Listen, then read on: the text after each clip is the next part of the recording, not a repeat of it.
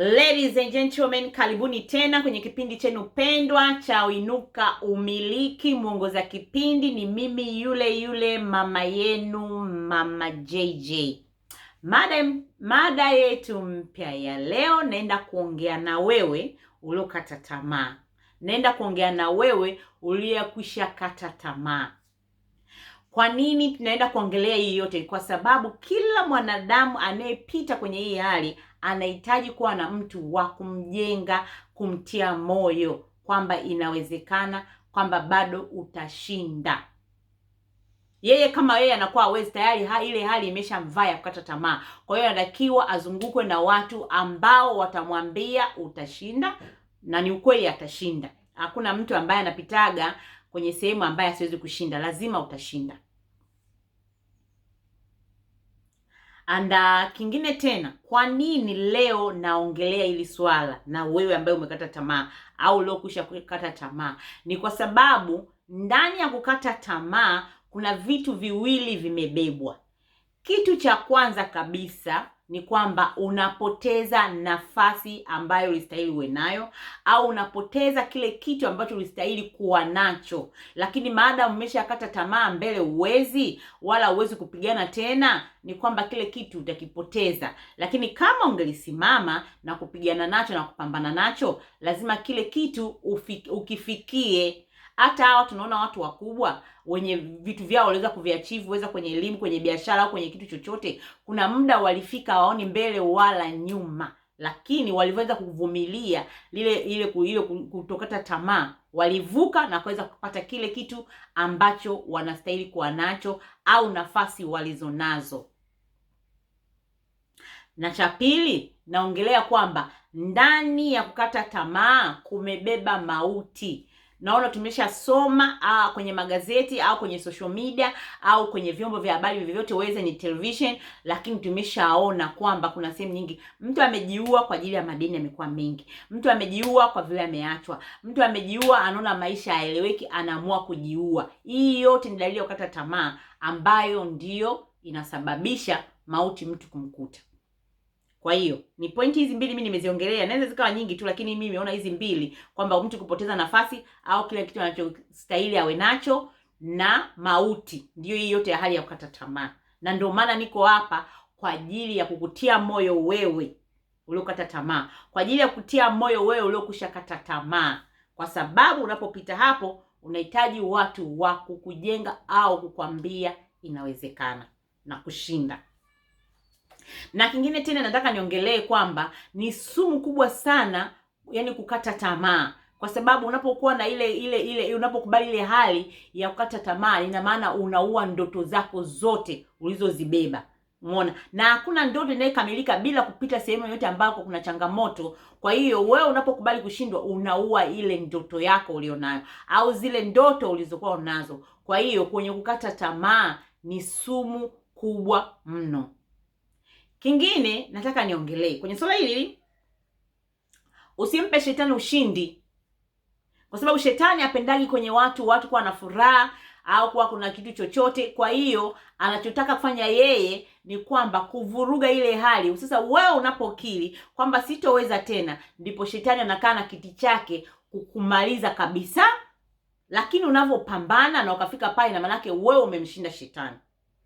Wewe umeshinda kile kitu ambacho kilikuwa kimedhamiria ubaya, lakini wewe umekiweza na umeweza kurudi tena kwenye nafasi yako unapokuwa ukati tamaa, na unakuwa umeshinda mauti ambayo kila wakati labda ungekuwa unaisikiliza tu imeshindikana, kwa nini usijiue? Unaona? Alafu kingine hapa nataka kwamba ninapoongelea hivi, mimi sijakataa, naweza nikasema ni kweli unapita kwenye aibu sasa hizi. Ni kweli unapita kwenye maumivu. Ni kweli unapita kwenye kama kupoteza nafasi yako au heshima yako, ni kweli umepoteza. Ni kweli watu wamekukatia tamaa, lakini ni kweli wewe mwenyewe umeshajikatia tamaa. Na ni kweli unapita kwenye giza nene. Lakini ni kweli unapita kwenye mlima mrefu ambao hata kuangalia uone mbele yake. Hiyo mimi nakubali, ni kweli. Lakini vile vile haijalishi hayo mateso yatachukua muda gani, haijalishi unapita magumu kiasi gani, haijalishi unapita kwenye kitu gani kigumu, lakini yaani kushinda ni lazima. Usipokata tamaa, kushinda ni lazima. Na kingine tena mimi nataka niongee kwa ujumla tu. Yaani wanadamu tusipende kukata tamaa. As long kwamba tunaishi, bado tunapumua. Hata kama unaumwa ile kwa madaktari wanakuambia haiwezekani. Yaani kwamba wewe siku kukata tamaa ni ile siku roho inakutoka. Lakini muda wowote Mungu anaweza kubadilisha majira muda wowote. Kwa hiyo naongea na wewe ambao umekusha kata tamaa kwa taarifa ulizozipata za hospitali, zimekwambia wewe huwezi kuishi tena wala huwezi kufanya chochote. Inawezekana. Naongea na wewe kwamba inawezekana maadamu unapumua, hata kama ulipoteza, ulidhulumiwa biashara, ulidhulumiwa pesa, ulidhulumiwa mali, lakini maadamu bado unapumua zitarudi. Naongea na wewe ambaye labda unafanya kazi kwa manyanyaso au unakaa kwa mtu kwa manyanyaso, unakata tamaa. Simama, bado utashinda. Bado utashinda. Mungu bado yupo, bado atakushindia. Naongea na mtu yoyote ambaye umekosa ada, usikwiti shule. Mbele ya safari yako Mungu atamuinulia mtu yoyote na ada italipwa na utasoma. Hata kwa kuuza vitu vyovyote bado utasimama na kufanya jambo kubwa ambao mtu akashangaa. Yule hata ada ilikuwa haiwezekani. Hata kununua chakula shuleni ilikuwa haiwezekani. Hii nairudia tena, maadamu wewe unapumua. Maadamu wewe unaona, hata kama wengine hawaoni lakini kuna vitu vingine wanavifanya tu. Tumeona wanamuziki wakubwa hawaoni lakini bado wanafanya vitu vizuri. Umeona? Na kuna watu wengine wanafanya vitu vizuri tu, inaweza kama academically au kwenye kitu sehemu yoyote ile. Point yangu mimi, maadamu wewe unapumzi, maadamu unapumua, kinawezekana. Inawezekana, hakuna kitu kinachoshindikana.